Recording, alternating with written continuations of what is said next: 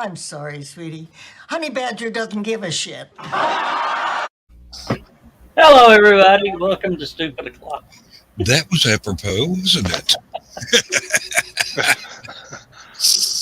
Oh, dear. Yes, welcome, folks. We're getting started on the stuff early.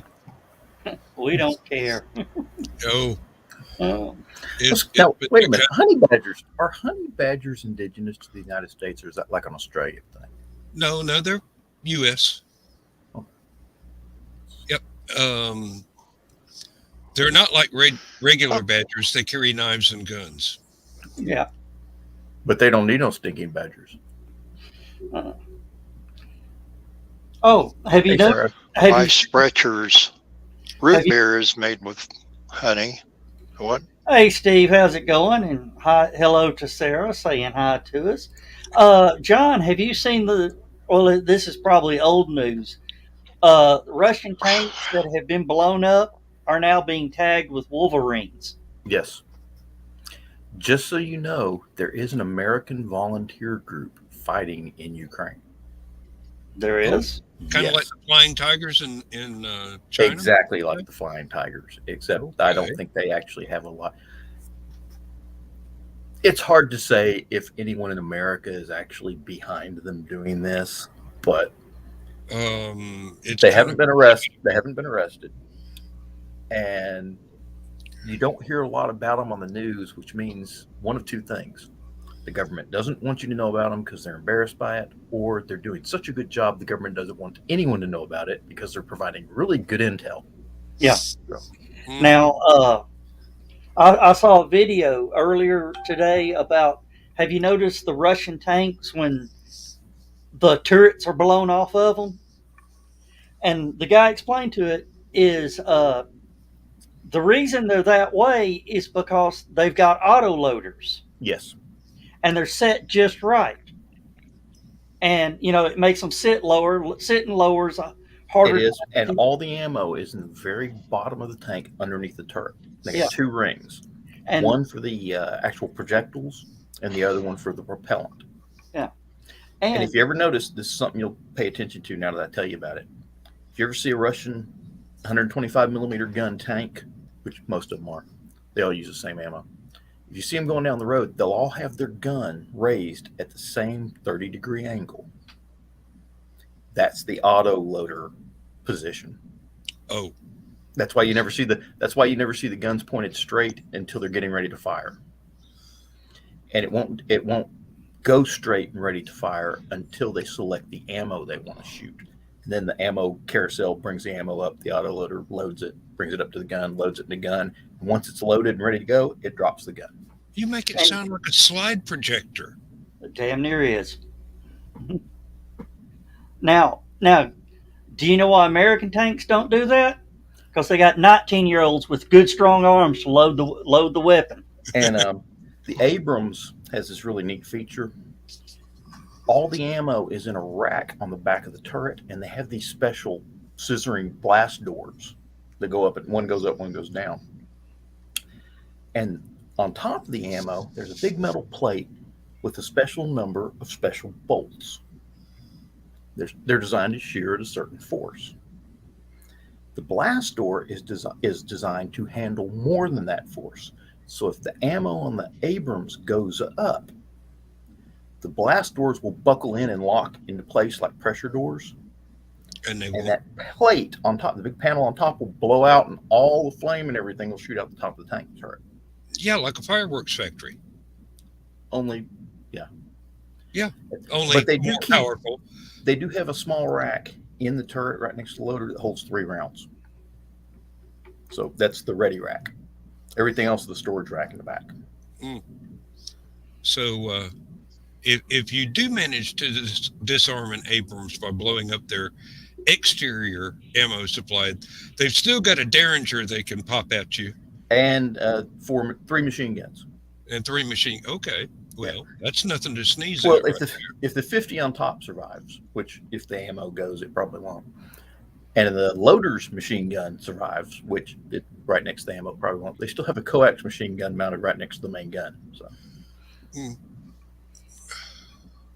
And Steve's asking, I've never even heard of it. Me either. It sounds like yeah. a B5 reference, actually. Going back to the tank turrets things. Yeah. Chechnya, they found out that this was a big problem because the ammo was in the bottom of the tank. So if you run over a landmine and it catches the ammo, your tank's gone. Yeah. The Chechnyans figured out to fire their rockets, their RPG anti-tank rockets and stuff, at a certain spot in between the road wheels, just so they could hopefully cook off the ammo. That's smart. Okay. The other thing that I wanted to tell you all about is kind of interesting.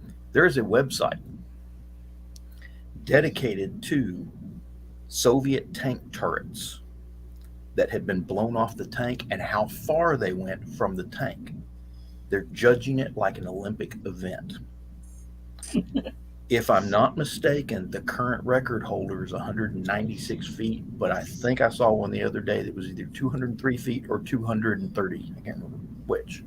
And there's now a GoFundMe for the Buy me a fighter jet. yeah for the Ukrainian Air Force. The Ukrainian pilots started a GoFundMe site, said, buy me a fighter jet.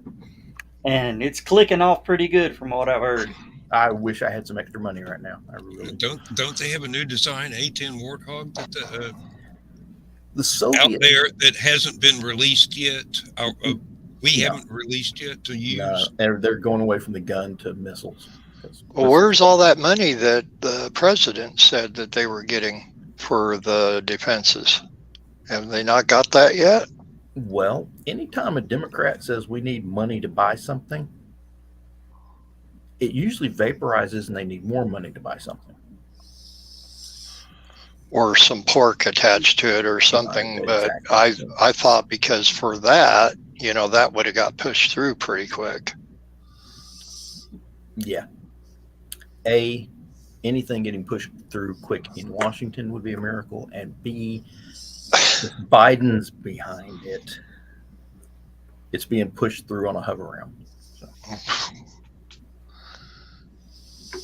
Now you got me thinking about those commercials. And there was another little to-do happening at the Vatican. They're part of the Easter process. It was supposed to be Ukrainian and a Russian that was going to be. They were originally going to be together to do the service. This is long before the war started, a month or two ago, whatever. Now a lot of people are saying, well, because of the war now, that Russian shouldn't be there. And the Pope basically told them, the war isn't going to last forever. You need to have some peace with these people because not all of them are like Putin. A lot of them are trying to flee, and they're, of course, they can only be so verbal while they're still there.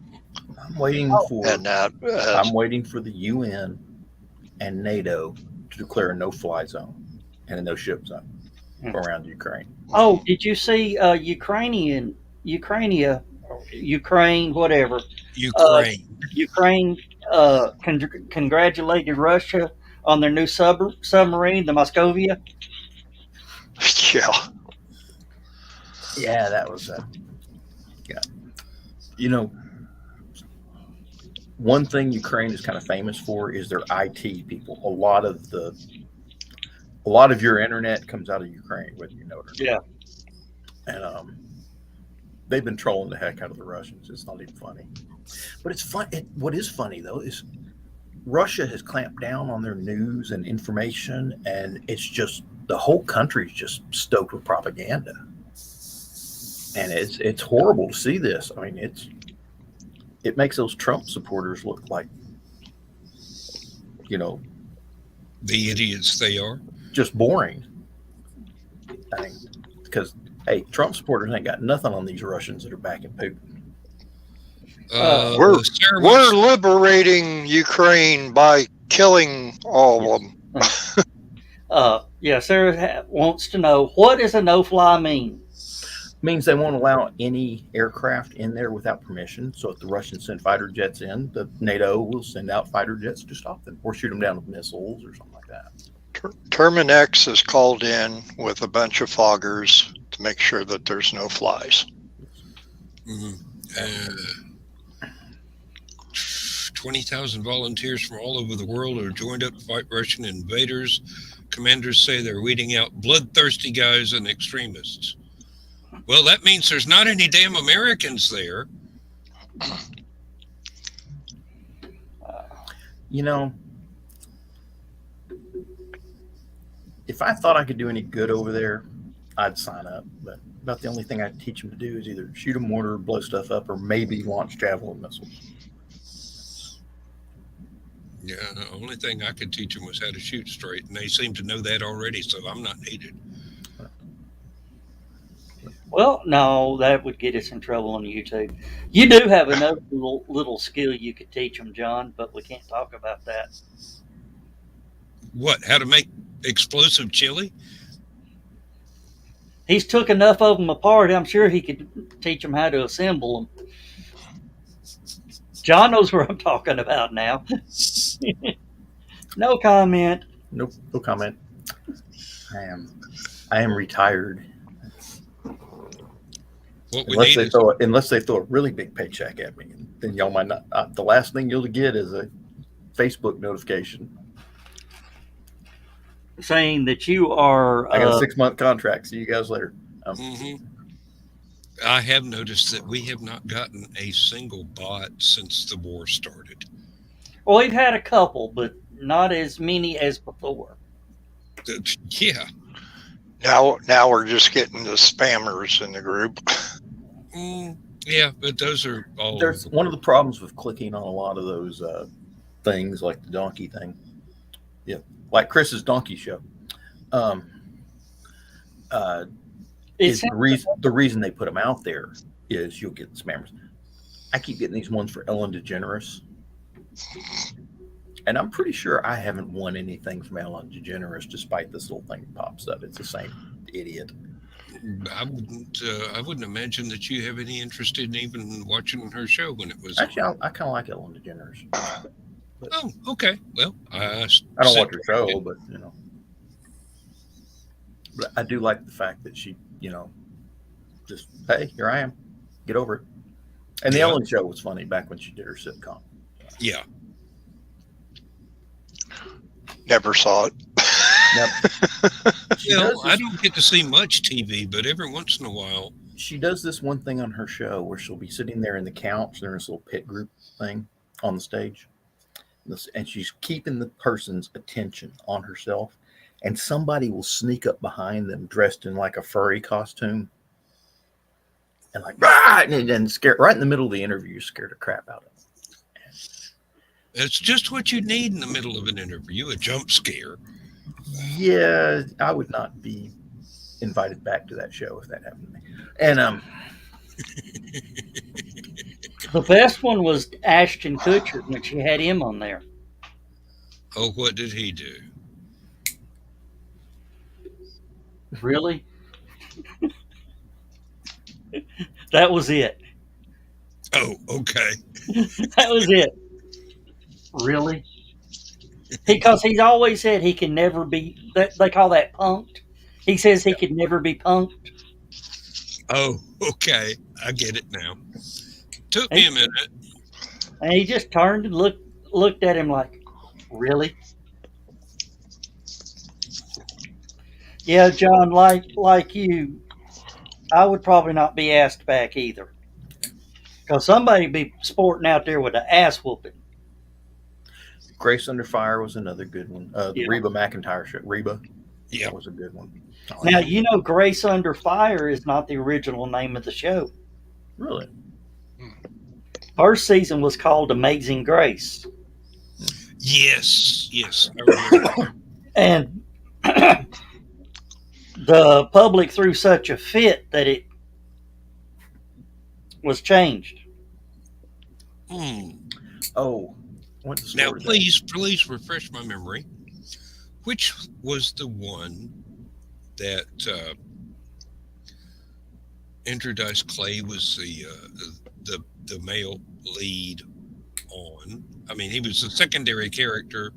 There was a female lead was the showrunner basically, Oh, and and he actually did a good job. actually showed him without doing his He was acting, and he actually did a good job, but they still got a lot of crap. Most people don't like him. I know what you're talking about. I can't remember what it was called. And he played like the dad or something. Yeah, and I mean, it was just straight acting. It wasn't him doing the Jersey stick. I guess that's the best way to put it. Yes. I was trying to figure out a diplomatic way to describe his original stand-up act because it was prime time. Well, it's kind of the same way, something that you would also expect from like Joe Pesci, to see him in a role where he wasn't acting like Joe Pesci in every other movie he's ever done, which has typically been a gangster movie. Yeah, typecast. Mm-hmm. Okay, let me see. He was in one called Bless This House. He was in one called Hits. He was in Entourage, which was an HBO thing. And then he had his own show for a while called Dice. And then the recent one he's done, he's got Hap and Leonard. And then the one you may be thinking about is the new one he's got out, Pam and Tommy. No, this would have been way back, so it's probably Bless This House. Probably, because this was quite a ways back. Pam and Tommy. What does that make me think of? You're exactly what it makes me think of. Yeah, but that's exactly what it is. It's about the stealing of their dirty tapes. Okay. Okay, Chris, you got to explain that one. R-rated Buddy Love. I need the context here. Buddy Love was I know exactly Jerry Lewis. I know exactly who Buddy Love was, but Yeah. Well, if that's a reference to Andrew Dice Clay's stand-up routines, then it's fitting. Buddy Love was more of a, well, I say this because not only because it was Jerry Lewis, but just how he played him. It was almost like a Rat Pack type comedian. Yeah. Well, I mean, it was a what era was it? He was in a was movie. that was that 60s or 70s? 60s for the where he played Buddy Love on it was Nutty Professor. Nutty Professor, yes. Mm-hmm. That was an updated version of Jekyll and Hyde, basically. Yeah, more or less. Yeah.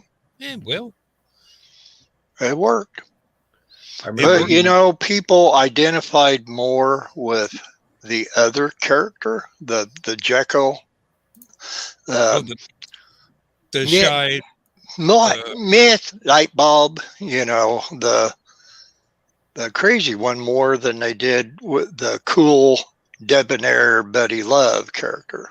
Mm-hmm. You don't ever hear anybody trying to impersonate Buddy Love, but you hear plenty of people impersonating the Nutty Professor. I don't know. I've grown up with a lot of people that modeled themselves on Buddy Love and kind of assumed the persona. Well, typically, if somebody's doing an impression of Jerry Lewis, what's the first thing they do? They do Nutty Professor. They do Jerry being silly. Yeah. Mm-hmm.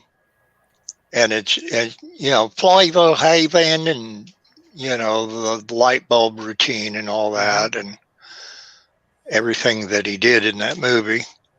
One of his better movies was Visit to a Small Planet, one of his better solo movies. Mm-hmm. When he and Dean Martin were doing stuff together to pay off Jerry's gambling debts, they had some outstanding stuff, especially the two or three that were absolutely totally serious. except for a couple of obligatory comedy skits that they pretty much felt like they had to include. But Where is Chris? Chris just sitting there watching, not jumping in. I see how you are. yeah, really. Bill's not going to be there for Last Man Standing, and you're sitting in the audience, Chris. Come on. Yeah, And it's Chris. your shift tonight, Chris. Chris, those $40 tables that we're going to buy are now $70 a piece. Oh, What? Yeah, those plastic folding tables, 8-foot table, have been $39.99 at Sam's for years. Now they're up to 70. They're now $69.99. Have you tried the Ollie's? They've been selling them for like 25. I'll check Ollie's, but yeah. what size are they, They're Joe? regular. What is it? 3x8? 6-foot table. 6-foot table. Yeah, 6-foot table. The 8-foot tables are $89.99. Good Lord. I've been looking up drafting software, trying to find something where I can draw little blueprints. I mean, I used to have all kind of stuff that would run on the old computers back in the day, and none of them will load onto this new computer because they were like 8-bit programs, and now Windows is 32-bit, and I assume that Apple Mac computers are 32-bit, if not 64. 32. They're now 64s. Oh, 64. Windows 10 can do 64. Okay. That would explain why I can't find anything to run. Amazon. No. Amazon has them. Folding table, camping table. Let's see, 6-foot plastic table, folds in the middle, locks. $38.99 was originally $70. I don't want a fold in half table because the way these vendors load up a table, Dan, it'll fold in half the wrong way. Yeah. Goodbye table. Most of these are all centerfold folding tables. I looked into those and no. Angel does get around. So how do you want them to fold? You were talking about folding. Don't want them to fold. Oh. Folding leg tables. Yeah. Oh. Yeah, banquet tables.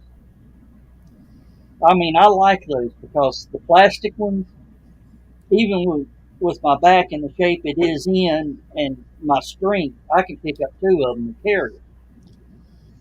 One in each hand. Whereas the other tables we got, it takes 2 people to carry one. Mm-hmm. Joe Dog, your sound got muffled there, and you don't have a beard for your microphone to rub against. Okay, did that fix it? Yep, sure did. I didn't touch a fucking thing. Well, somehow or another, you got muffled there. It's like the cat grabbed the microphone and decided to hug it close to its chest or something. No, I got that. I got that sucker locked. I got 2 doors between me and that little monster. Uh-huh. How'd you like that on the fly edit, Dan? Yeah, you're learning. Learning. God, there's one in here for $702.50, and it's a 6-foot folding plastic table. How many tables are included? Is it just one table? That sounds like a set of 10. A package deal, yeah. Maybe, because it's a sponsored one. Oh, it's a 5-pack, 6 by 30s, and it's just the table doesn't fold, but just the legs fold. The legs, yeah. I'm like, good God. Well, that's the style that Joe Dog wants. But how much is it? $702.50. 50 cents. No. for a pack of 10 of them. So they're $72. No, it's only a pack of 5. No, that's not a deal. 5? Oh no, Yeah, that's that's not Yeah. nope. They're trying to sell those to Dragon Con, not HallowCon. Yeah. You can sell them to Dragon Con. Now, I remember when I did my comic book show, I did it Father's Day weekend, which just so happened. Are you all right, Dan? It's just the arthritis. Don't worry. It's fine. It's fine. I didn't drop the beer. I didn't know it was. I just picked a day. I didn't know it was Father's Day weekend, which sort of pinched us a little bit. Mhm. And it's also the same weekend as the big Super Comic Convention in Charlotte, North Carolina. Oh, I got to looking, and just a 10 by 10 space was $600. Oh God. oh, wow. And a corner spot was in the $1,500 range. I had a vendor come from Charlotte, North Carolina to my show. I said, "Why did you had this big show right there? Why'd you come here?" And he said, $35 and $69 rooms. Hey, it increases your profit margin as long as you sell something. Oh yeah, he did. He Yeah. had the Hawaiian shirts, but they were comic themed Hawaiian shirts. Mhm. And they actually make them. They took orders and fulfilled their orders, sold everything they had on racks. He goes, I made out like a bandit. He said, plus I made a vacation of it because they came down Friday night and set up so they were ready to go Saturday morning. I mean, that's why I like doing it at the hotel, because vendors love that travel, love to have a hotel close by, to have one on site Yeah. at a reasonable rate. He turned around and made when they left Saturday evening, they came up to Chattanooga and spent the week in Chattanooga. There you go. So I actually helped the Chamber of Commerce. There you go. Yeah. Where's your check? Yeah. No, they ain't gonna do that.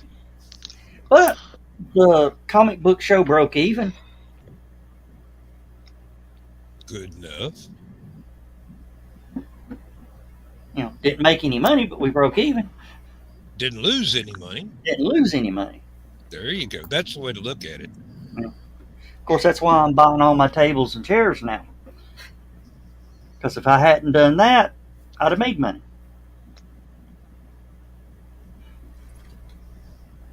Oh, speaking of which, Yeah. You haven't sent me a bill for my vendor's table yet. I hadn't got everything laid out yet. Well, You've got your space.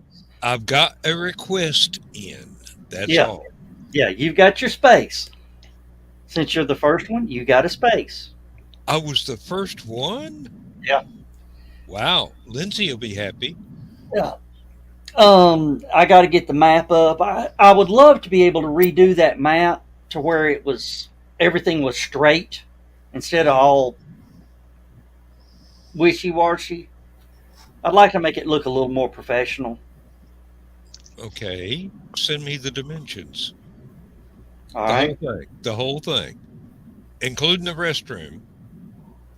From the door from the behind the countertop there all the way, the whole room plus the door to the outside. I'll lay it out and mail it to you.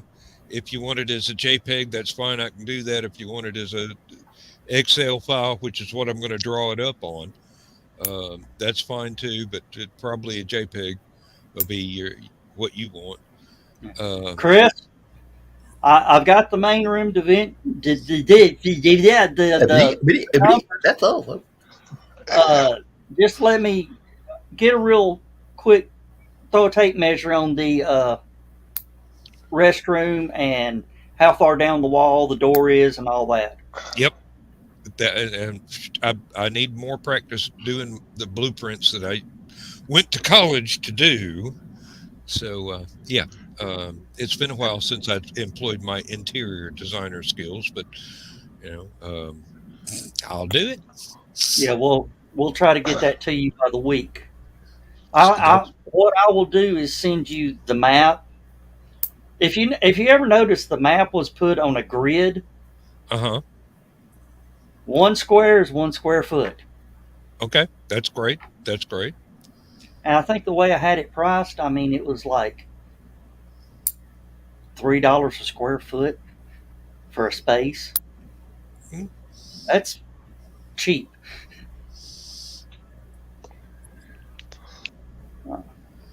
Well, it'll probably only take me 1 day to actually do it.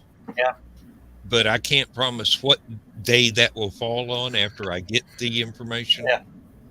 It'd probably be best to be a weekend, but Yeah, because I mean, I really would like that map to look a little more professional than what I've done.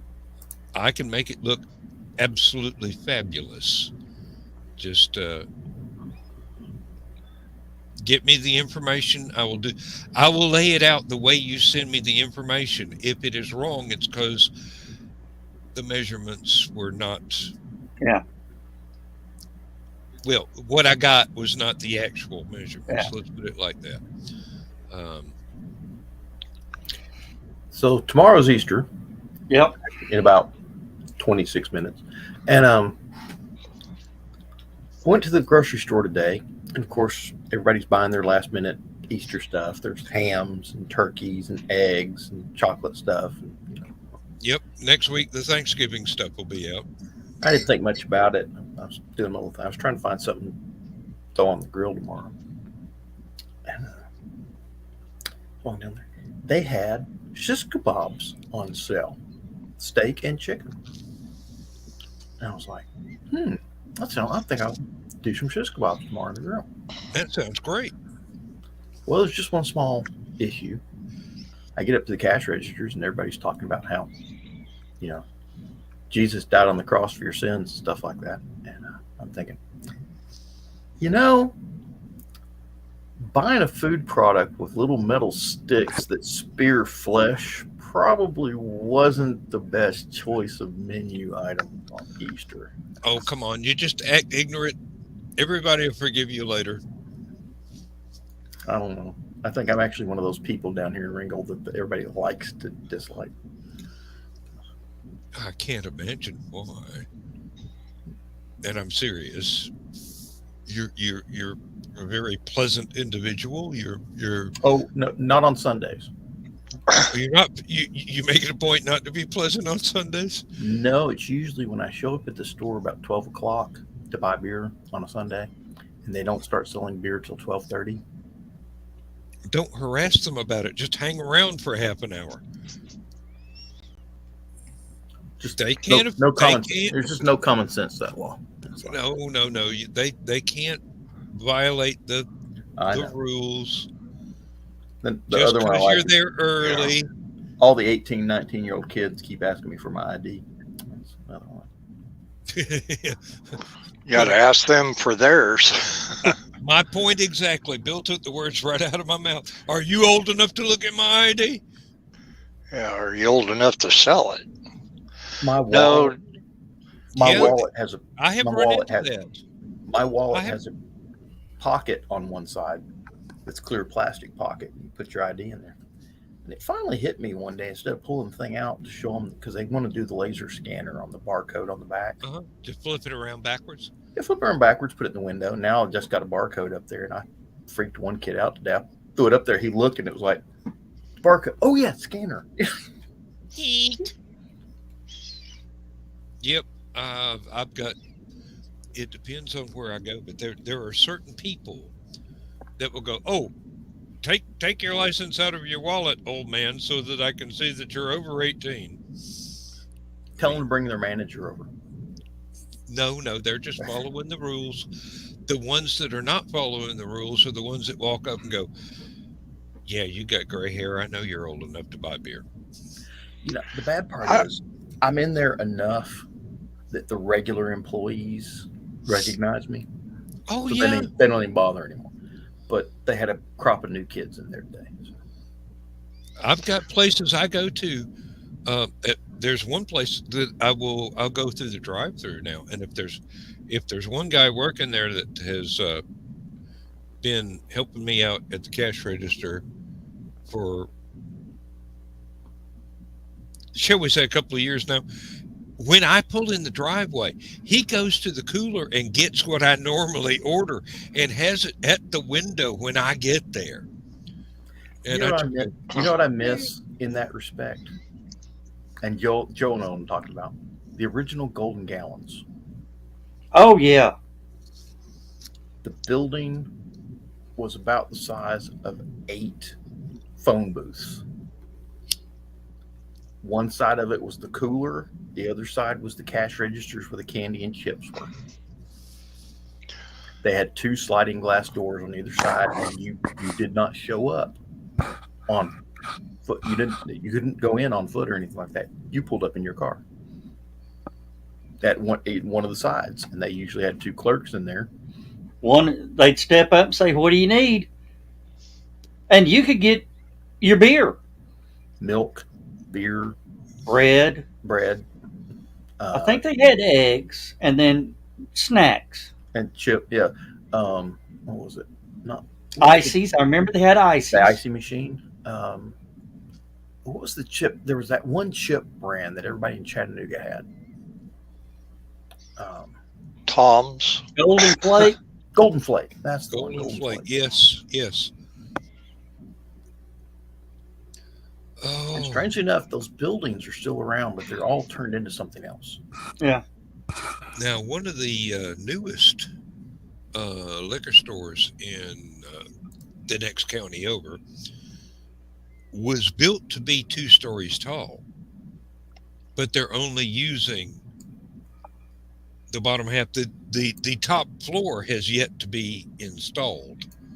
I mean, it is 2 stories tall inside, but this is like a warehouse of booze. So I'm waiting for the day when they can finally afford to get the second floor built. And believe me, they got enough stuff in there. They could really go ahead and put the second floor in and not lose a dime.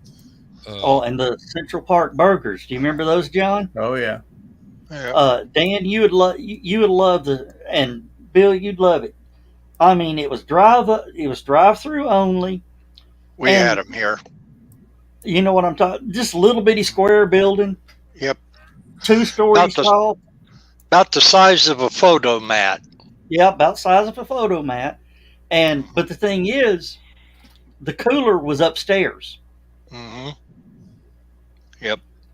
And they would literally just drop, somebody'd stand down and catch the stuff from the second floor. They would drop it. Laundry What? chute. Wasn't Rallies originally like that I at don't one remember. time? By the time they got down here where I knew them, they were a single story layout. When we go up, Food though, good food. And Central Park, guess what company was the parent company? Oh, that is now a little mom and pop restaurant with It's a some little good, mom and pop restaurant now. But good food. Good but food. that was the old Golden Gallon buildings. Yeah. And as you can see, all they had was the front of the store and the cooler in the back. looks like an ice cream stand. That's almost exactly what it was. It seats 4. 2. Yeah. It only seats 2. Well, we had the A&W root beer stands up here, which typically you drove up in your vehicle and they came out with the tray and hung it on you rolled your window up just a little bit and hung it on there. But actually, if you walked in to where the car hops would walk back inside to A&W, they did have some bar stools there. and it I remember was those. put in for customers, but of course nobody ever goes in, so the car hops always sat on them. And back in the 70s, me and a friend of mine were riding our bicycle up north town in Danville, and they had the A&W up there. They had two root beer stands. They had Sutton's a little bit further north, and then the A&W. And it was raining, and we were going to go and get a root beer and hot dog or whatever.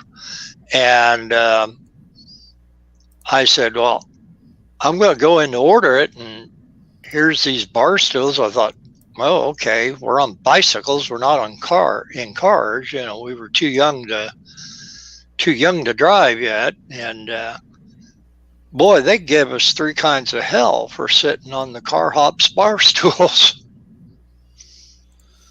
Oh, yeah.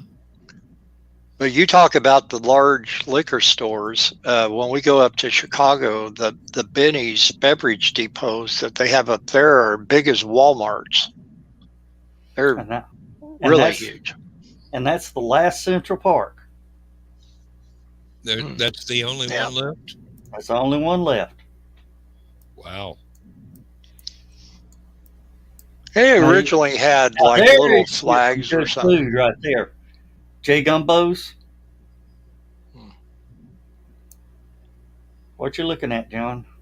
Oh, let's look at that. Oh, and this is an anniversary tonight Of what? of the last time I ever ate McDonald's. Oh, That was a year ago tonight. And then Joe Dog had his Big Mac attack and had to go to the hospital. No, but now I had a they did screw up his order rather epically. epically, and the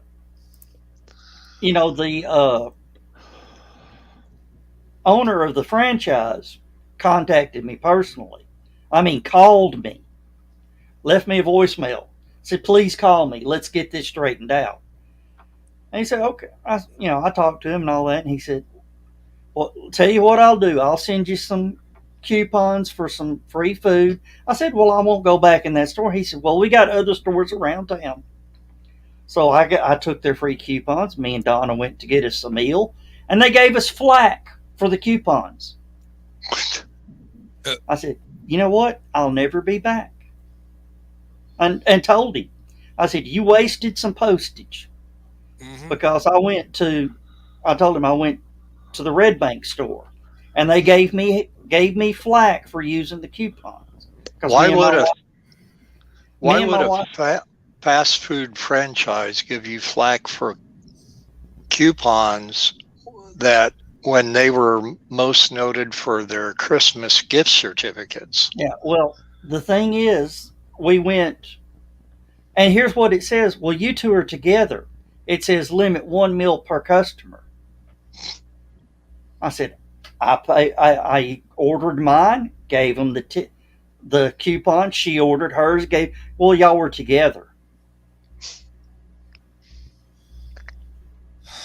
You will be hearing about this from corporate. I said, you're going to be hearing about this.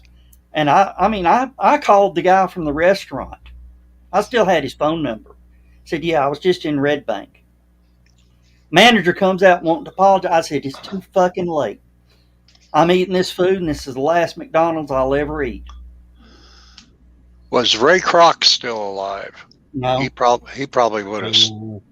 He would have interceded. Oh, if Ray Kroc was alive, he'd have probably told me to get the frick out of the restaurant. Now, if McDonald's brothers were there, it'd be a different story. The very first McDonald's, which of course was up in Chicago, was actually torn down. They made it a museum for a while because it was the old. I actually saw the museum. Yeah.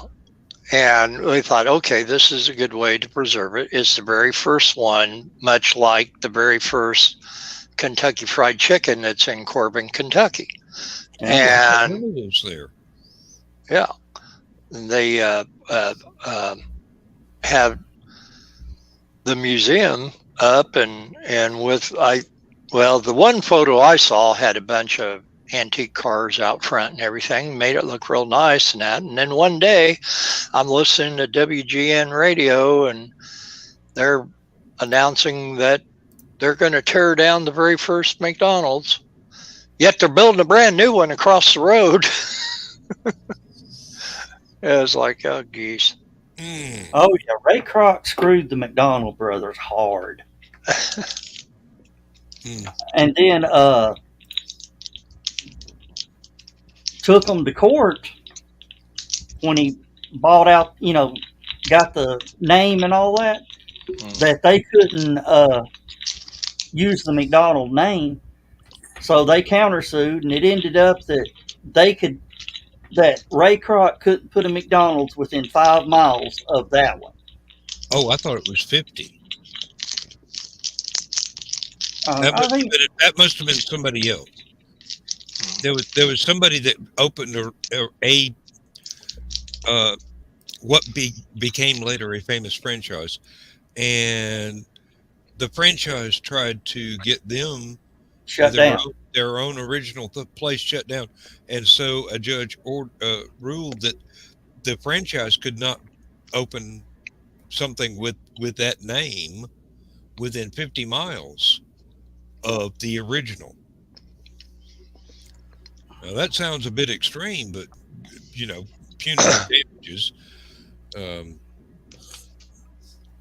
But yeah, I mean, which means when we go to Huntsville next weekend, I'm going to look for a McDonald's because I'm craving a McDonald's, just a plain old McDonald's cheeseburger. And you're going to complain? No, I'll be nice to them in Huntsville, but the franchise here in Chattanooga will never get another penny of my money. I stopped going to McDonald's when they put the kiosk ordering in before the minimum wage was ever raised. Yeah. And I'm going, you're really screwing with the employees here. You're not getting any more of my money. Steak and Shake did that too. Yeah. Well, Steak and Shake finally gave me my money back after 12 months or 6 months, but I'm never going back. Mm-hmm. So here's a little bit of McDonald's trivia for you guys, or Chris, or Sarah, or anybody out in the audience there, Steve. Chris is like do you know who portrayed the very first Ronald McDonald? Yes. Yeah. And I just drew a blank on the name. Is the Weatherman. Famous TV weatherman. Today Show. Today Show. Yeah. Willard Scott. Willard Scott. Mm-hmm. Now, wasn't he also the first Clarabelle? No, he was Bozo the Clown in Washington, D.C. The first Bozo? Yeah. I don't know about the first. It wasn't the first, but he was the Bozo the Clown. He was the franchise in Washington, D.C. Right. They had them all over the United States, although the one in Chicago was the most popular. Yeah, we had one here in Chattanooga. Yeah. That was wasn't the first. I was thinking it was Willard. Wasn't the Clarabelle Captain Kangaroo? Yes. Yep. And that was that became a plot point in a Happy Days episode. Actually, Richie got backstage and got a photo of Clarabelle out of makeup. Mm-hmm. Yeah, I think you mean Howdy Doody, not Captain Kangaroo. Yeah, Captain Kangaroo was the first Clarabelle. Yeah. Oh, okay. I thought you meant Captain or Clarabelle was. Okay, never mind. Oh, no, Clarabelle the Clown made a first appearance on the Howdy Doody show. Howdy Doody, yes, indeed. And part of the Happy Days thing was the other character, the other main character that wasn't a puppet, Cowboy Bob. No, that can't be right. That's right. Yeah. Okay. He came on Buffalo and begged Bob Richie Smith. to Buffalo Bob. Okay. Buffalo Bob, that's right. Begged Richie to never release the photograph. And Richie had to decide whether 'tis nobler in the mind to get a whole lot of money or do the right thing. And when he tore it up, Clarabelle starts honking his horn, and he throws up the teardrop-looking confetti in the air, and they say, "What's that?" And he says, "Oh, it's tears of joy." And then Marion Cunningham says, "Yes, tears of joy all over my carpet." Cleaning of that's going to cost you a bit. Yeah. Well, and Happy Days also had another famous 50s, 60s television star on there. Would have been a little bit later, but I can't remember what year, but Clayton Moore came on. Oh, Yeah. yeah.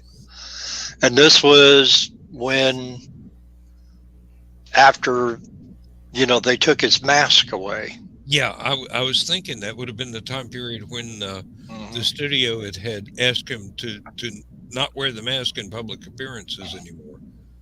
Yeah, he come in to visit Fonzie and gave Fonzie the silver bullet. Yeah, that'd be about like asking George Reeves not to wear the cape in a public appearance. Now, Johnny Weissmuller not to wear the loincloth. Now, wait a minute. Now, there are public decency laws. now, Happy Days was in the 70s, Yeah. about the About 50s, the 50s. about the 50s. Oh, so long ago in the 50s. Yeah. Do you know if that show came out today? Do you know what decade that would be? The 90s. Yeah. 2000s. The 2000s, the turn of the 2000s. Well, I think we had this talk before because there was so much going on in the 70s that was paying homage to the 50s as far as style and like rock music and all that anyway. Yep. And I think even didn't Bill Haley get there was something that he got in 1974, and I know Olivia Newton-John was the presenter, and I can't remember if it was some sort of gold album or maybe it was a star on the Hollywood Walk of Fame or something. But yeah, everything was going.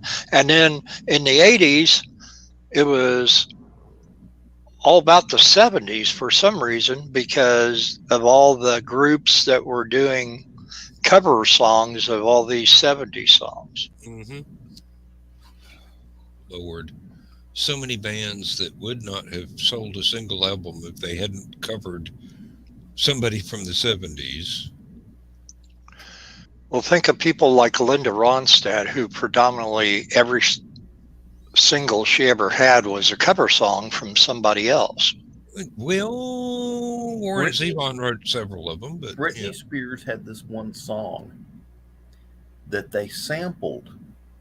The Beat Goes On from the old Sonny and Cher show, basically. The old Sonny and Cher song, The Beat Goes On. And she sampled it in the background. And we're all driving in the car one day.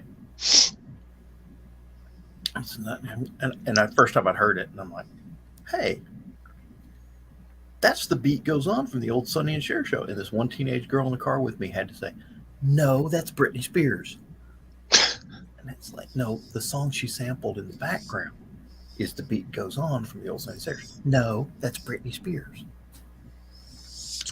It's about like the time when Kanye West and Paul McCartney was doing the little duet, and what was it that was being said that, oh, Kanye West is making Paul McCartney popular. yeah. And then there was just a whole mile-long list of memes that came out. Well, now, I ran into the same thing that John was talking about with, let's see, I don't remember the name of the band.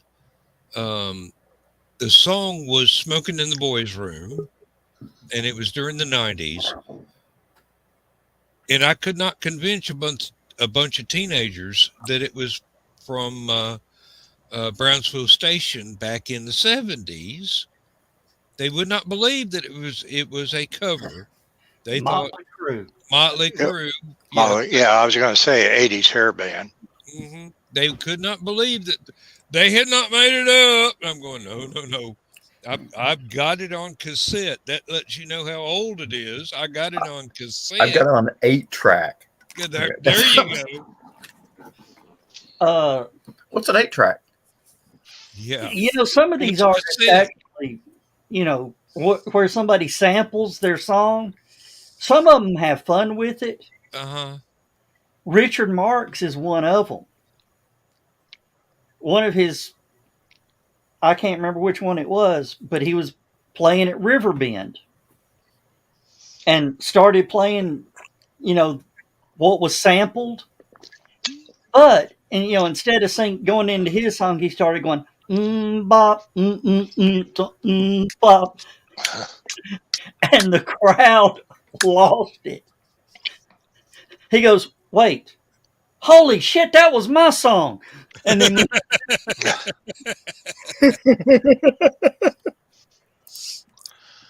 well, I think he said Richard Marx is one lucky fella. I think he ended up saying he actually said oh crap, because Kid Rock came to Riverbend one year. Oh, what a waste of space. Well, he has some decent stuff, but he was supposed to make like $100 and something thousand, but they were going to fine him $1,000 for every time he said the word F. Riverbend sent him a bill for I think $10,000. Oh, that was conservative. Should have been about $350,000. Yeah, I was going to say, knowing Kid Rock. And that was the year Big and Rich were playing. And Big and Rich and Kid Rock were tight bands. Yeah, Kid Rock ended up in the county jail. Couldn't happen to a nicer guy.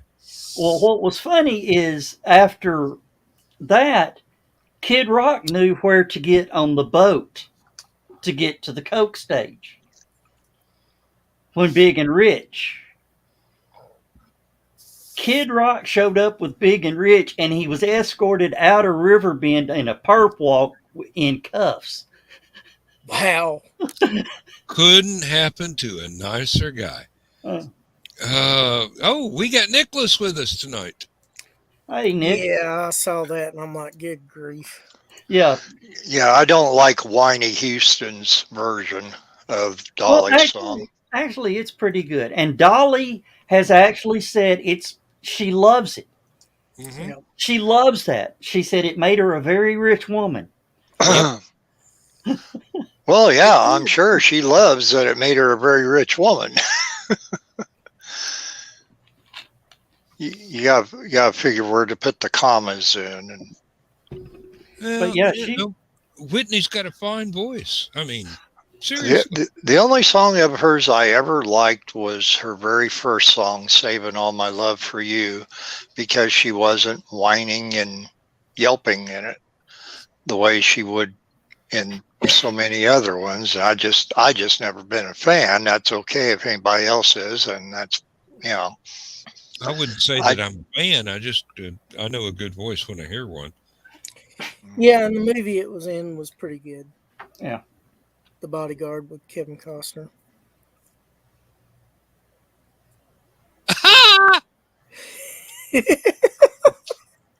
Sorry, folks.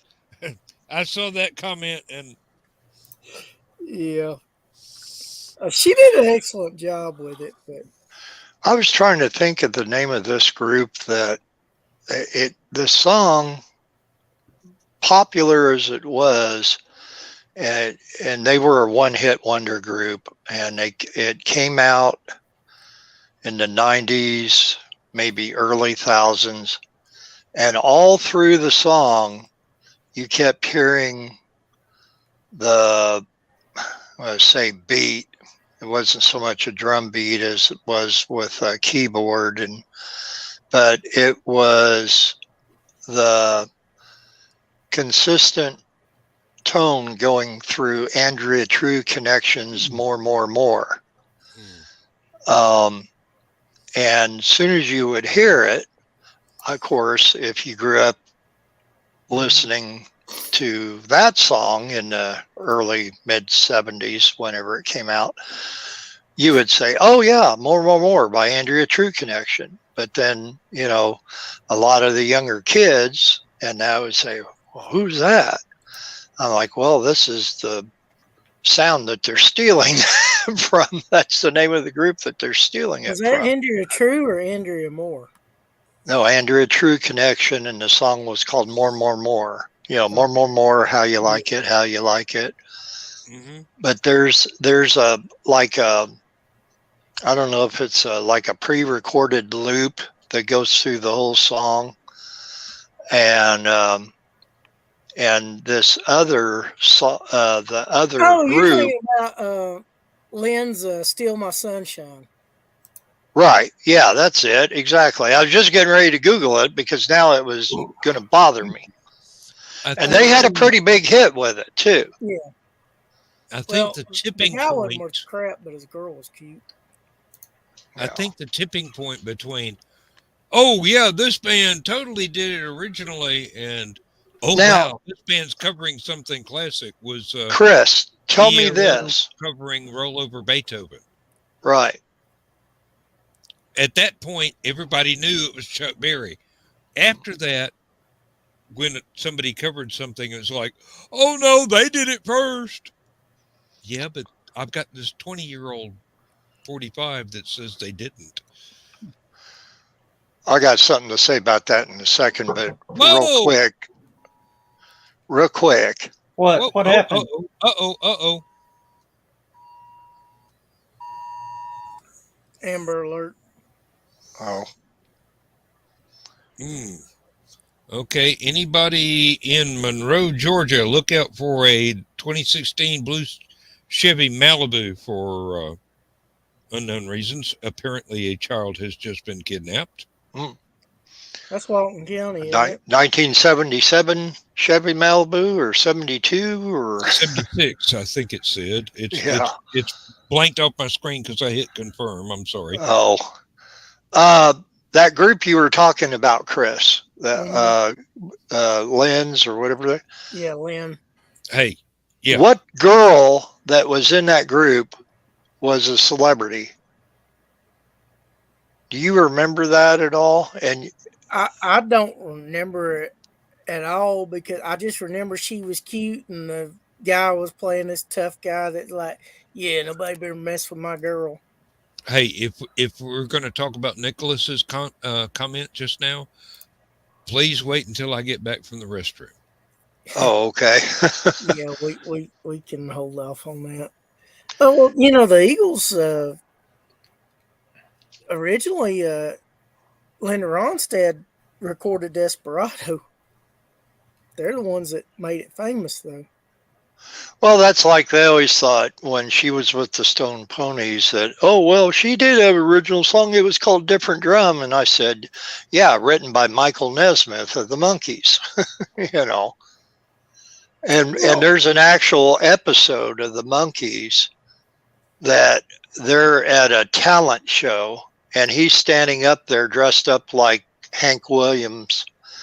And he does a parody of that song where he's playing a guitar and singing the song really kind of fast, kind of almost like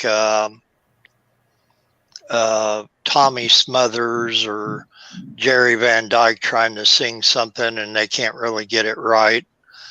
But, you know, yeah, he was the one that actually wrote the song. But yeah, Lynn's had, there was, and the girl was actually in the group, but she was a famous actress or something else that she just somehow or another had that connection. And I can't remember if she was a child star or what the deal was. And you would see her in the video. Oh yeah, because she's the one that sings the part of "Steal My Sunshine." Mm. Now I'm gonna have to Google that. Sharon Costanzo vocals. I don't know.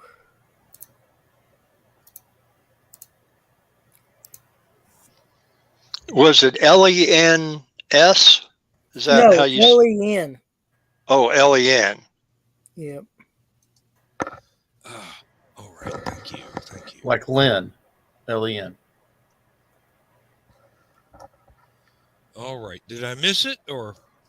No, we held No, off on that. He, no. he Okay. Yeah. Well, Nicholas is absolutely right.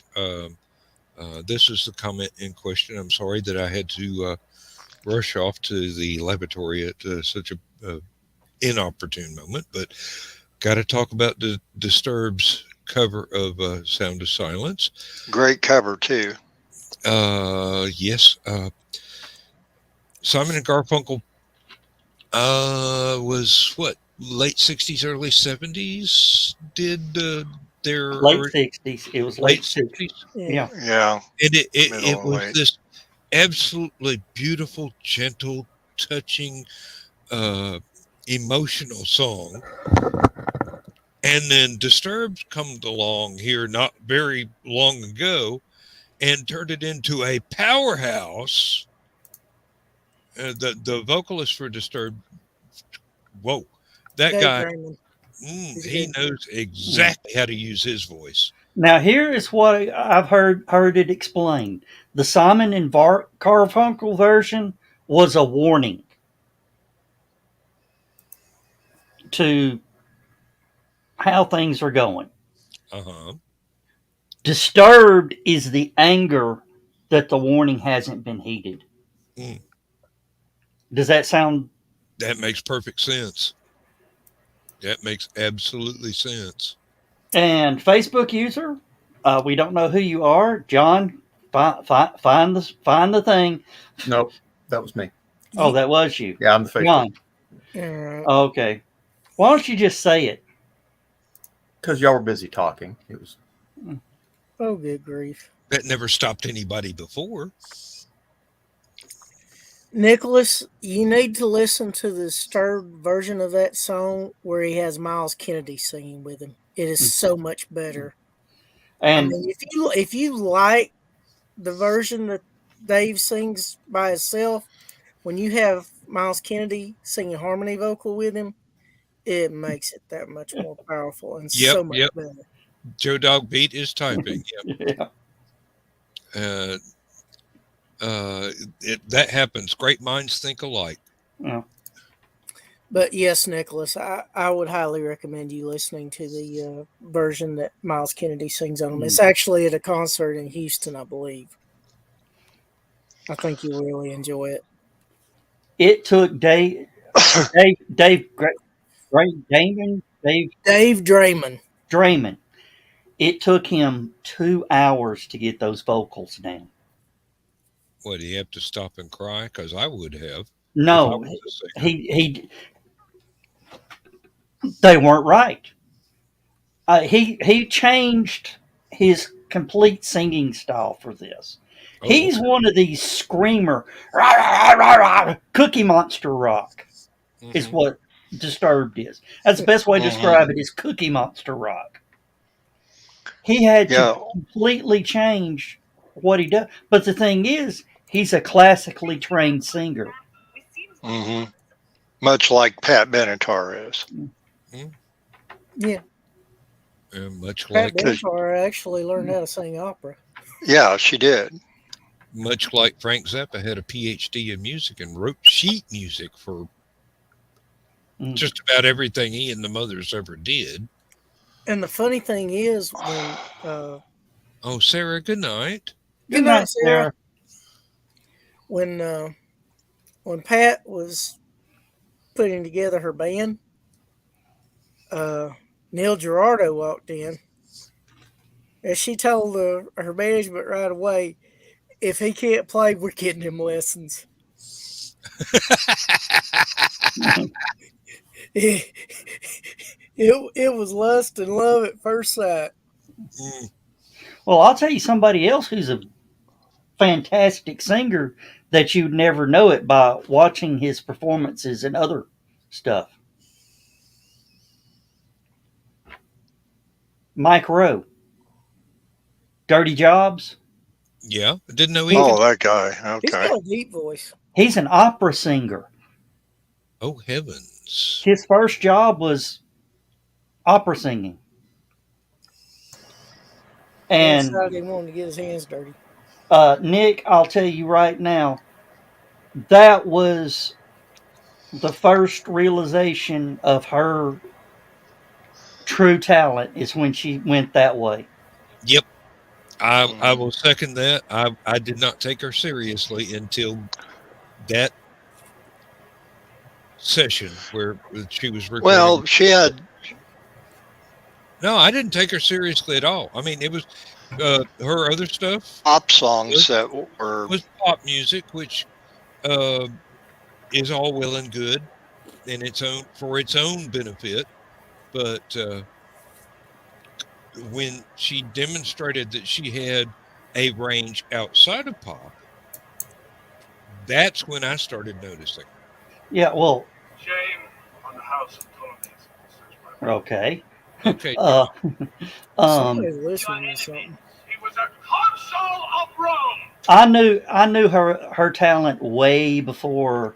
After she became famous, I said if that girl will just go with what she's got, she'll blow everything away. And once she did, she did. mhm, Well, you know, she was originally invited to be a member of the Pussycat Dolls. Yeah, okay. And then she decided she wanted to do her own thing. yeah. Which is understandable since Nicole Scherzinger's the main force behind the Pussycat Dolls. If you find some of her early stuff on YouTube before, you can hear that range. Mm. She used to do a cover of Black Dog that would make Robert Plant go, Oh, have y'all ever listened to Zepparella? Those girls make Robert Plant sit up and take notice. Mhm. I mean, we've all seen the video of Hart doing Stairway to Heaven. Yeah. at the Kennedy Center. Yeah. And the guys are there and they go, oh, this is good. Hell, Plant was in tears. I know. It's like, I damn. always also liked Tears of Hart's Joy. version of rock and roll better than I liked Led Zeppelin's version. Mm. The live version that they did from the Greatest Hits album. Good to say about both of them, but I'm telling you, Mm. if you look up Zepparella on YouTube, you're going to find an experience because those girls. I mean, it's an all girl band, and the lineup has changed several times, so it's not always the original quartet, but they nail it, and you would believe that it is musically. If you turn the lyrics off, you would believe it was Zeppelin. Yeah. You turn the lyrics on, and you go, "Damn!" Yeah. The Kennedy Center, you could see Plant in tears, John Paul Jones going, wow, and Jimmy Page going, God, what are they? Well, Plant, I can Plant tell had the look of, damn, they stole our song. Plant was also crying. It's like, thank God I don't have to hear you Cresta sing it anymore because it's going to be hard to top that version. Yeah, really. The damn wedding song is what Plant used to call it. Yeah. Oh, Yeah, Nightwish. Nightwish. Yeah, I know Nightwish. Yeah, I was there back when dinosaurs ruled the earth. Yeah. My favorite Heart cover is "Love Reign Over Me." Oh, They knocked that out of the stadium. I had forgotten about that. I really. You had. need to look up Betty LaVette's Kennedy Center honors when they did the Who. Mm-hmm. she did "Rain Over Me," and it was like, I It's mean, gonna be it. our top hearts version. Oh, That is trust not me. an easy song to sing. Hey, I'll put it to you this Roger way. Daltrey will tell you that is not an easy song to sing. I'll tell you, it restarted Betty LaVette's career. Mm. I mean, to the point to where they booked her at Riverbend. What And year was this? Mm.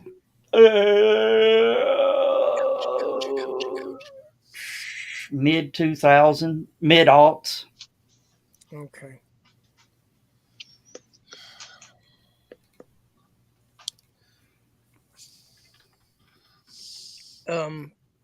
Yeah, it's the Eagles started out as Linda Ronstadt's backing band, Yeah. ironically enough. And even when they were really taking off, they continued to tour with her. Well, And it's not. they toured as the backing band, and then they would, do their own set as opening up for her. But you had Linda Ronstadt, whose boyfriend was John David Souther, the Eagles, and Jackson Brown all writing stuff together. So there was all that cross Oh pollination. Lord, yeah. I mean, that's the only way you could get a lineup better than that is to get everybody that's ever been in King Crimson. And some of those folks are no longer with us. Yeah. Well, it's kind of like that with most bands these days. Yeah, this is true. Well, most of the good bands. Late Yeah. aughts. What? Chris. So it'd be like 2007, 2008, 2009. 2009 is December 7, 2008 Okay. was when it happened. You were talking about Zeppelin's Stairway to Heaven a little while ago, and it put me into mind of back when WLS out of Chicago was still the Rock of Chicago when they were playing music. And every year, and I'm wanting to say it was close to New Year's Eve, they would have like the top 500 songs or whatever that they would count down to the number one song, and which of course this was a whole weekend of music of them going through all the songs. And always when it got down to number one and number two, it was either number one Hey Jude and number two Stairway to Heaven, or vice versa. It just depends. One year, and it would be like that at least 7 or 8 years in a row before any other song broke in there and took up one of the spots. Well, KZ106 has something similar. They call it the Memorial Day 500. Yeah. Now, I'll tell you one that actually has Robert Plant's seal of approval, or did when it was new, was a band called Dread Zeppelin. Yeah. Which was a reggae band with an Elvis impersonator vocalist. Singing Led Zeppelin songs. Singing Led Zeppelin songs, or singing Elvis songs. They did both extraordinarily well.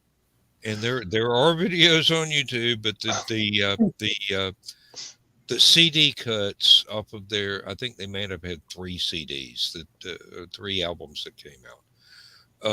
The album cuts, the studio stuff is a little higher quality of recording, but their live stuff is not to be sneezed at either. Yeah.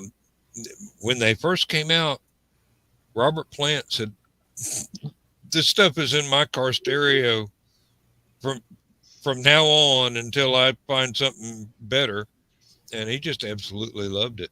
So, hey, if you're going to do a Led Zeppelin cover band, you can't get much higher praise than Robert Plant going, "This is good." Yeah. You ever heard his duet album that he did with Alison Krauss? No, yeah. I haven't. Oh my God! It's some great music, mainly because of the ranges of both of their voices. Did you hear John Waite's reworking of "Missing You" with Alison Krauss? Mm. And Well, she Allison, seems like she's me. local. She's local from Champaign. Yeah. Well, because of that Alison Krauss Robert Plant deal, Mm. Robert Plant now lives in Nashville. Really? I thought he Yeah. was still in Scotland. No, he lives in Nashville. There's a Whoa. lot of great songwriters in Nashville, plus the music Yep. industry and recording studios they have there's just as good as anything in LA. Hey, Nicole Kidman gave up LA for Nashville. Yeah. Reese Witherspoon lives in Nashville. Well, she's from that area originally. When it comes to music, Nashville is second only to Athens.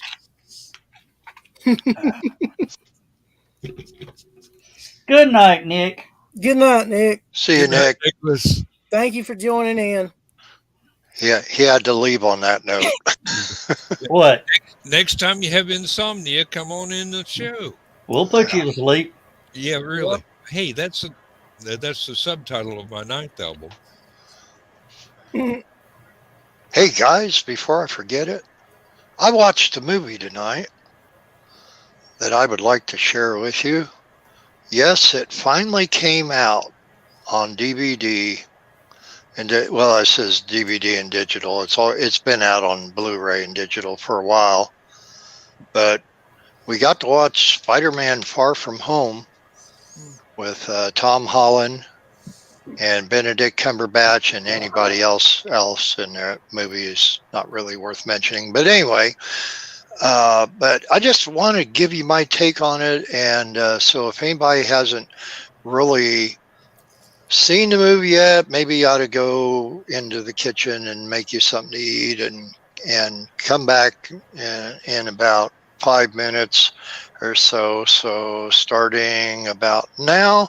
And anyway, I love this movie because of it.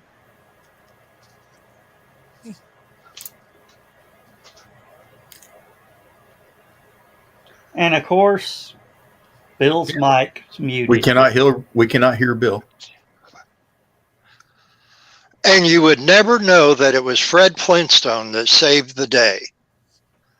Okay, people, you can come back into the room now. But And anyway, now I want to go that's make me my a sandwich. critique.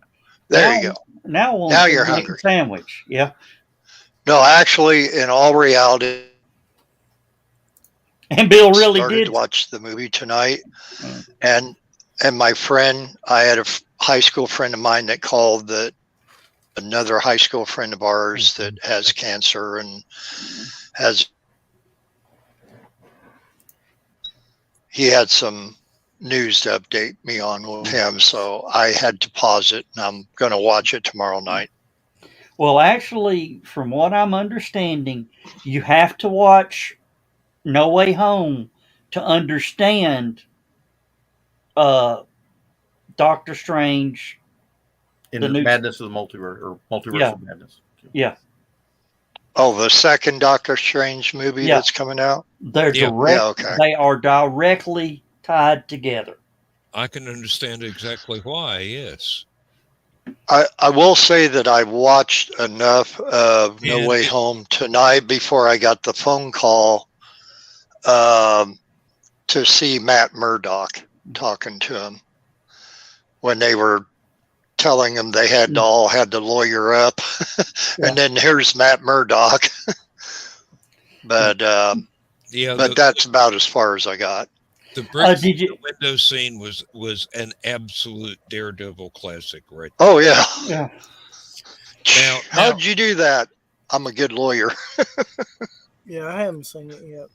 I will say that another thing that you should watch, and this is as somebody that was not ever going to be able to see anything on Disney Plus until my wife wanted to watch the Beatles retrospective, and we had to get Disney Plus. WandaVision directly ties into the new Doctor Strange movie as well. Yeah. So, and you would not You'd have to watch the entire, what is it, 6, 8 episodes? 6. 6.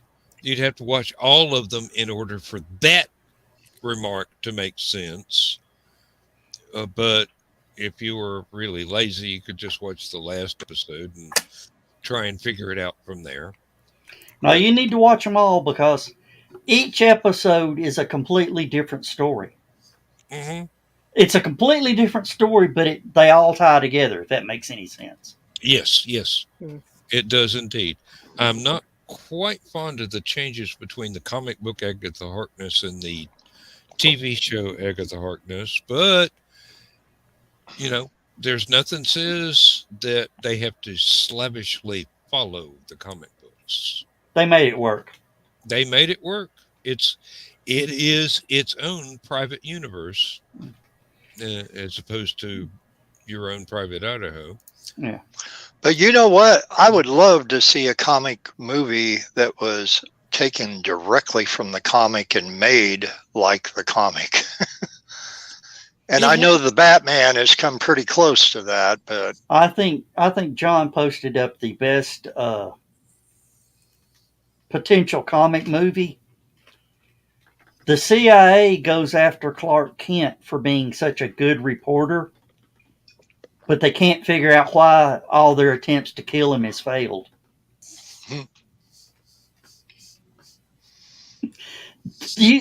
That would make a damn good movie. Mm-hmm.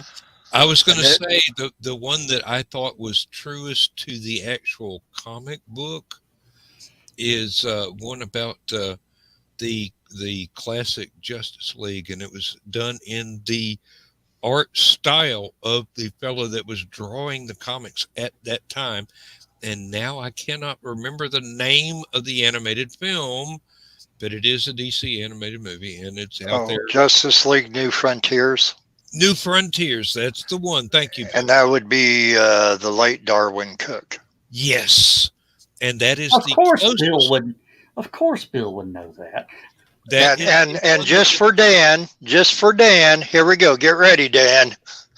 Write another one off your list. I was friends with Darwin Cook on Facebook prior to his passing. Yeah. He was great. His style was very unique.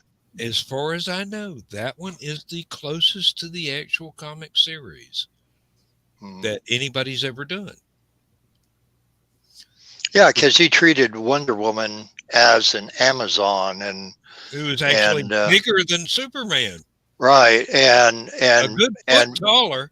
And Batman was a mysterious vigilante that was working outside of the law, and then everybody talked about how dark and gruesome he was, and then later when he kind of comes back in and he has Robin with him, he looks almost entirely different. He goes from the 30s Batman look, the Bob Kane, Bill Finger look, to like the 50s Shelley Moldolf look, where he's kind of smiling and and I enjoyed that transition. That was really clever of him. Well, just remember, the first Batmobile was a 39 Mercury convertible. Mm-hmm. That was from the movie serials, wasn't it? Detective Comics. Yep. And depending on if the top was up or down, it was Batman or Bruce Wayne. Mm-hmm. And people couldn't tell the difference. That was not the movie serial. I'm sorry. You're talking strictly comics here. So. Yeah. There were 2 Batman movie serials in the 40s. So sorry, I'm ahead of the curve. And they weren't bad as far as serials go. Well, no, they were 1940s movie serials. You could have put any generic hero in there. Lord knows they had the generic villains for the longest time. Oh Lord, yeah. There was the Kirk Allen, the 2 Kirk Allen complete movie serials as Superman. There was a Captain Marvel. There was tons of other stuff. Terry and the Pirates. they're all interchangeable because they were Republic serials. It was same scripts, sometimes the same actors, sometimes the same props.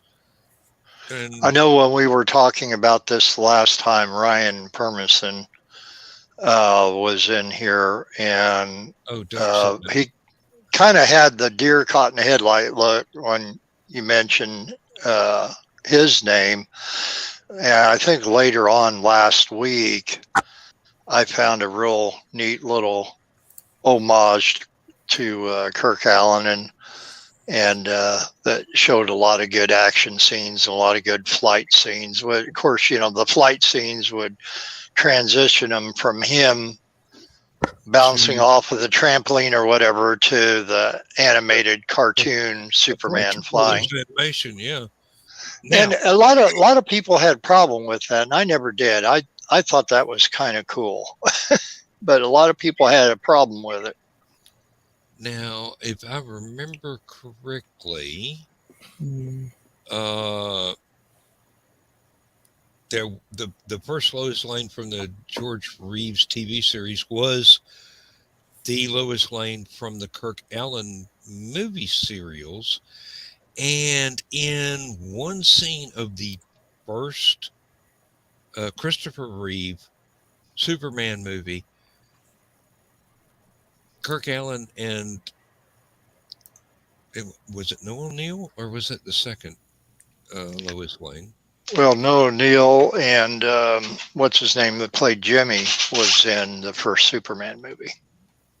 And well, they were sitting on the train when the young Clark Kent was running along the field and jumped in front of the train or past the train before it could cross the road crossing. But they did bring Kirk Allen in. They did bring a Lois Lane in. I'm sorry if I have not got the correct name for the actress, but they thought this is the Christopher Reeve. This is the first modern day Superman movie. Let's bring everybody in that we can. Yeah. Well, you knew it was either going to be Noel Neal or Phyllis Baxter. That was the only two Lois Lanes they had. Well, I don't know which one it was. Which was the one from the. No, you're correct. You're correct. That's Noel was the one in the movie, in the 1978 Superman. Okay, and she transitioned from, was it the second Kirk Allen serial to the George Reeves TV series?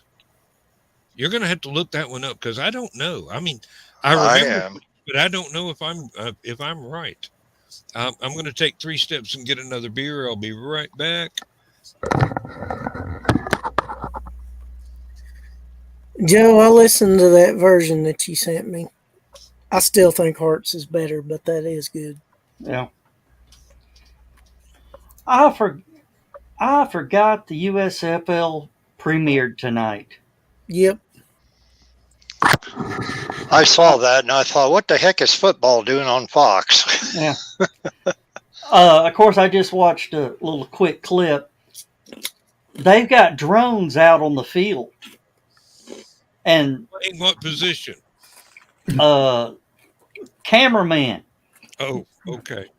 And they did a field goal kick. And the drone was in behind the kicker, off to an angle where you could see the snap come, and then he kicked it, and then the drone took off after the football through the goal and then circled around the goal a couple times. I'm going, damn. Dan, to answer your question, Noel Neal was the first one. Phyllis Coates, and I don't know why I said Baxter, but her name is actually Phyllis Coates, played the second Lois Lane, but then she left. She just decided not to return when the filming resumed in '53. So Noel Neal, who had played the role in the first 2 Superman serials, was called the replacer. But okay. Noel Neal played Lois Lane in the film serials Superman 1948 and Adam Man versus Superman 1950, as well as the 50s television series The Adventures of Superman. That would explain why they. Yeah. Okay. So it Yep. was Kirk Allen and Noel Neal in the train as the young actor for the childhood Superman, teenage Superman, ran past and jumped in front of the train in the Christopher Reeve first Superman movie. Now I know that I am not totally insane, just somewhat slightly. Well, you don't have to be insane to be here, but it helps. It's a coping mechanism. I'm having to cope with reality. It helps to be insane if you want to cope with it. Yeah. I know what you're getting at. What was that quote from? Oh crap! Now I just totally blanked out on not only the actor's name but the movie's name. Never mind. It sounded witty in my head, but now that I can't say it, it sounds pretty stupid. So, gee, it's great. Relax. It's called Stupid O'Clock for a reason. Yeah, but I don't have to wait on a particular time of day. I'm stupid 24/7. Well, do you see all the clocks behind you? That kind of...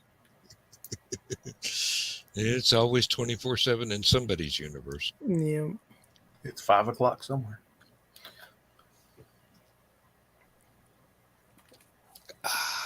Oh, John, I expected you to get on to me about that one you posted when I posted a comment of if Star Wars was a Western. I said, yeah, they already did that. It's called Firefly. Like I told you so many times on this show, you really need to get some new material. Well, Star Wars was kind of a space western anyway. Yeah. Just a little more classy than and bigger budget than Firefly. Well, they were actually trying to do it like a Western serial with the cliffhangers. Yeah, but Fox aired it out of order. Yeah.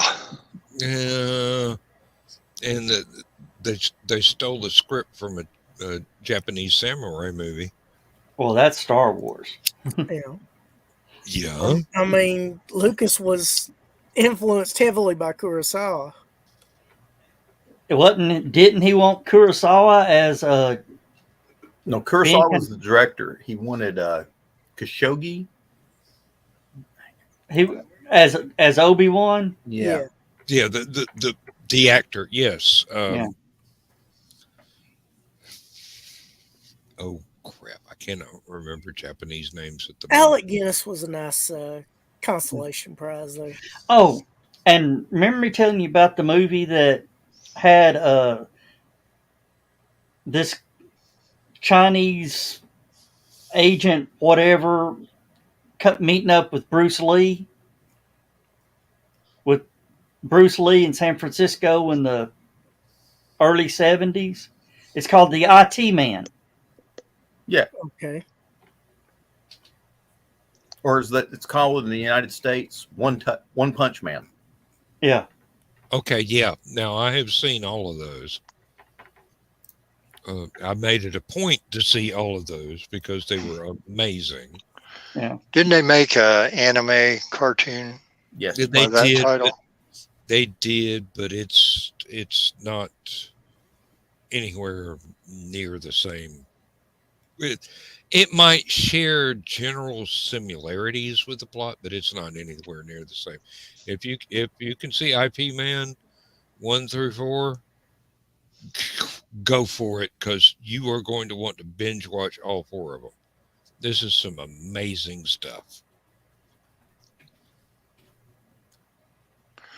I remember back in the late 70s, we were so much on all the old kung fu movies, whatever would come out. And they would get ridiculous after a while. Now, this was before all the ninja craze that kind of started in the 80s, early 80s. But I don't even remember the name of this kung fu movie, but the guy, this kung fu master, could stand on the floor barefoot and move across the floor without moving his legs. He was manipulating the muscles in the bottom of his feet to move his whole body. Was it an American movie? It might have been. Okay. Because they were putting together a team, and he was one of them. Yeah, and the only thing I remember about it, we went to Champaign, saw this at the movie theater down on Green Street, right in the heart of campus town. And the film kept breaking about every 20 or 30 minutes. And all these college kids were just going bug nuts every time it would break, because they were, this was some good campy stuff for them to watch on the weekends, I guess, to unwind, and this copy that they had of the film was a horrible copy that probably had been spliced together 15 million times. That's something kids today will never experience. Because it's all digital. Yeah. The film breaking halfway through the movie. And usually right at the point, right as the killer comes through. No! Or you see it starting to burn.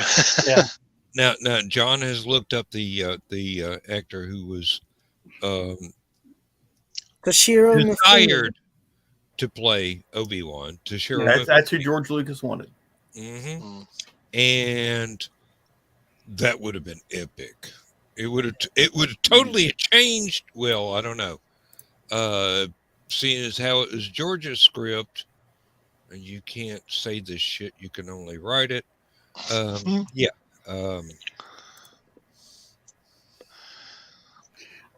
Me and my son were actually talking yesterday about Star Wars, how Rogue One and A New Hope can tie in directly together. Yeah. I mean, they are sequels to one another. Yeah. You could actually take the last scene, well, not the last scene, but the last segment of Rogue One and put it right at the beginning of New Hope. Yep. And it would have all tied together all the way up to the Obi-Wan and Vader fight scene. Yep. Which was redone much better by somebody. And fix it in post. Yeah. Fix it in post. Yes. All hail Fix It in Post, because that was an amazing piece of work right there. That's the way that fight scene should have gone. Lucas needs to Disney now needs to just drop the money and throw that in. Pay the man, blend it in. We've already seen Lucas change the first three movies. Hey, Joe. Yeah. Were you talking about IP Man? IP Man. Yeah, that's got Donnie Ying in it. Yeah. IP Man, there's several of those. There's about 20 of them. And actually, Donnie Ying was in Rogue One. Yeah. The Force is with me. I am one with one with Force. The Force is with me. I'm one with the Force. The Force is with me. And then the other guy comes in doing the same thing. And it worked till he got up to actually push the button. Yeah. Heavens, we fans are some silly folk. Yeah. But we love so much stuff that is so good, and so much stuff that is so bad it's good. Oh, have you seen the one where the somebody went in and re-edited that scene to where one of the guys takes a ball, and goes, waves it back and forth in front of the AT-ATs, and then throws it. And they chase it. And it's a bomb. The only thing better would be a laser pointer. Did you happen to see Seth Green's Robot Chicken plays on Star Wars? Oh, yeah. No. I've seen the Family Guy. Oh, they did Star Wars several times. Yeah, they did the first trilogy. Yeah. And Lucas gave it the blessing. He said the only thing is the characters have to look like the Star Wars characters. Mm-hmm. They can have the appearances of the Family Guy characters, but Luke has to be dressed as Luke. Leia has to be The dressed as Leia. costumes have to be the same. Yeah. Yeah. Did you ever see the interview with Seth Green when he was talking about how he originally auditioned for the role of Peter? No. It's funny. He was talking about there's something he watched where his voice, he had that voice down because he copied it, and he's like, I think it'd be funny to. And he went in there totally different from everybody else and did that voice and got the part. Yeah. Well, isn't Stewie? Seth Green. Not Stewie, but the other kid. He's the one that's constantly wanting to kill a mom. That's Stewie. Yeah, that's him. No, that. Oh, you're talking about That's Chris? Chris. The dumb one? Seth MacFarlane. Yes. Seth MacFarlane. Yeah. Yeah. Seth MacFarlane. That's his show. At least half the damn characters. Yeah. Seth Have you Green ever played seen him Peter. on Griffin. damn it, Graham Norton? Yeah. That's a late night British talk show. British chat show, and there are very relaxed rules for being on that show, so you can really cut loose if you're on. Oh, I've seen lots of Graham Norton. videos from it. Yeah. Yeah. Used to be on BBC America, I know. Used to be, and I'm sure that it's still ongoing, but it's no longer available anywhere except old recordings on YouTube. So Yeah. BBC America is just the BBC Canada without any balls. no, it's not.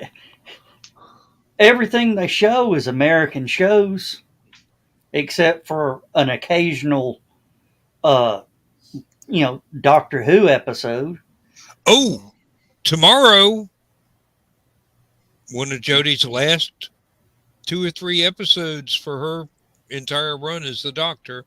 Tomorrow. Well, I don't have BBC America, so I'll miss it. I don't either, but I have friends in low places. Now, get this. You know, her scenes are done. Yeah. I mean, she has already shot the regeneration scene. And everything, yeah. And they still don't know who the replacement is yet. They haven't cast a replacement. Yeah.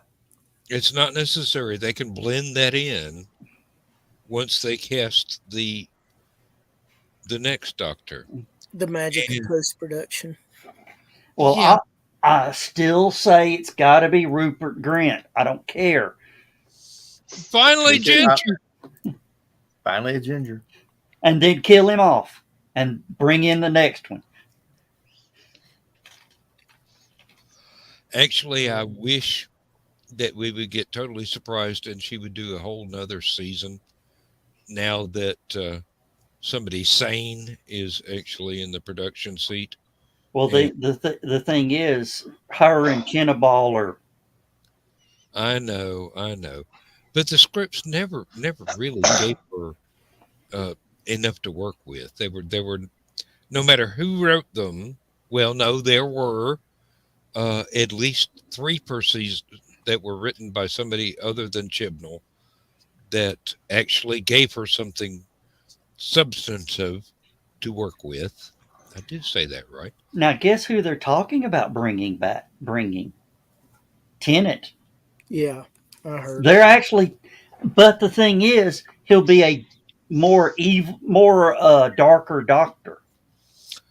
That's a gimmick. Wake me up when they have Smith. Bring Tennant back as the master. Oh yeah, I would be all for that.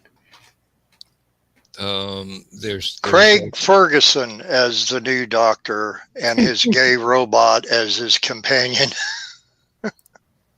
What was his name? Jeff or whatever. Yeah. The one that said balls all the time. That was one of Grant Imahara's last big things too.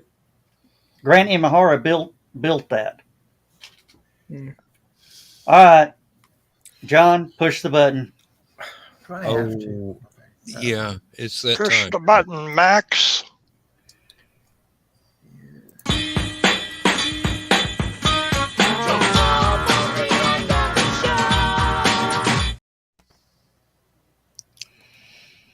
Oh, Oh, Well, before my internet decided to conk out on me earlier, I was trying to say that one of my favorite Jackie Chan movies was The Big Brawl, is also known as Battle Creek Brawl, mm. where he was involved in this big fight that was for prize money that was set in like the 20s or 30s. oh, you know why Jackie Chan's not doing movies anymore, don't you? He probably dang hurt he can't do physical stuff. But he can't do the stunts Yeah. anymore. He does his own stunts. Did Jet Li pass away? You Not never that I'm hear. aware of. No, You hear nothing from him, and man, he was it for a while. Well, he's gotten older too, so is Don. Well, Donnie yeah, Yen. I mean, they've they all all get old. I mean, But you know what? That's what CGI is for. yeah, I was disappointed that the Expendables didn't have Michael Dudikoff from the American Ninja movies in it. I thought he Yeah, I used to be hooked on any ninja movie that had Sho Kosugi in it, yeah. yeah, simply well, because he was a real one. well, we won't get any more action movies with Bruce Willis. No, Nope. What is it? Is it his speech? He can't. He's losing the ability to speak, or Something like that. I think it's controlling his nervous functions, so speech and some other things are being. Yeah, there's a name. I can't remember what the name is now. Again, aphasia. aphasia. Yeah. There was a James Bond movie with Roger Moore in it where he was in Japan, Mm-hmm. Man with the Golden Gun, Mm-hmm. and he got kidnapped and taken to this martial arts camp. Mm-hmm. Had to fight his way out. And as he's trying to escape with all these martial artists chasing him, Mm-hmm. his police buddy showed up with his two sisters, Mm-hmm. and he was taking them to school. It turns out they were both martial arts masters, I guess, and they just kicked the hell out of this karate school that was chasing James Bond. Mm-hmm. And one of the girls was an actress named Q Yin. All right. Now, strangely enough, she played the landlady in Kung Fu Hustle, Oh, and she actually had to gain like 30 pounds for the role. mm. But I thought it was hilarious that it was, she had this. She's actually pretty big in the martial arts world, but she got out of it for a while, raising a family, all sort of stuff like that. Yeah. And then when she got back into it, it was Kung Fu Hustle, which is just, if you've never seen it, It's a hilarious movie. I love it. Have you seen the memes like there's nobody tougher than so and so, and then they add her in the next scene, except maybe for her. Yeah. And what wasn't that? Was it Kung Fu Hustle or was that Big Trouble in Little China? no, Kung Fu Hustle. Big Trouble in Little China was a different one. Yeah, Yeah. really. Kurt Russell was the hero. Well, Kurt Russell was the sidekick in that one, but he thought he was the hero. And, Kate, what's her name? From Kim Cattrall was in Kim it, Cattrall. Kim Cattrall. Yeah. From Porky's. and of course, let's not forget James Hong. Hell yeah. Still alive, and I hope he winds up being in another movie or two before he's no longer. He finally got his star on the Walk of Fame, didn't he? Yeah. I think so. It's about damn time. Yeah. And It is time, guys. I hate to say this, but it's time to wrap this up so Dan can get ready to do his world famous last man standing. the last 3 man minutes. snoring. Yes. Last stand standing. And Chris, if he falls asleep on us, you got my phone number. Don't message me, call me. Because if you message me, I won't hear it. Okay. I'll just turn it off and leave him a note. Damn it, you did it again, Dan. Believe me. I'll never forget that night. Oh, I well, wasn't let's around do to this keep it away. thing. Yeah. All right. Say goodnight, everybody. Good night, Happy everybody. Good night, Easter. everybody.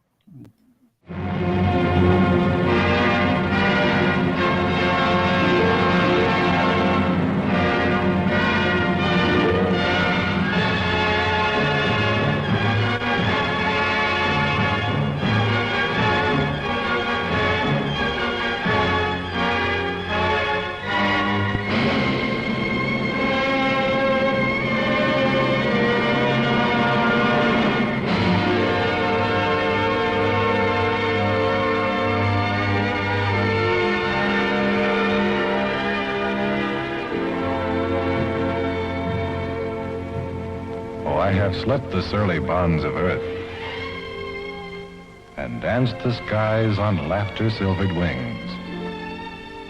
Sunward I've climbed and joined the tumbling mirth of sun-split clouds and done 100 things you have not dreamed of.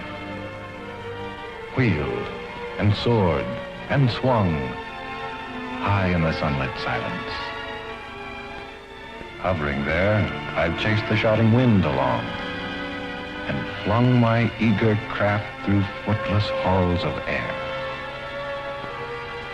Up, up the long, delirious, burning blue, I've topped the windswept heights with easy grace when never lark nor even eagle flew.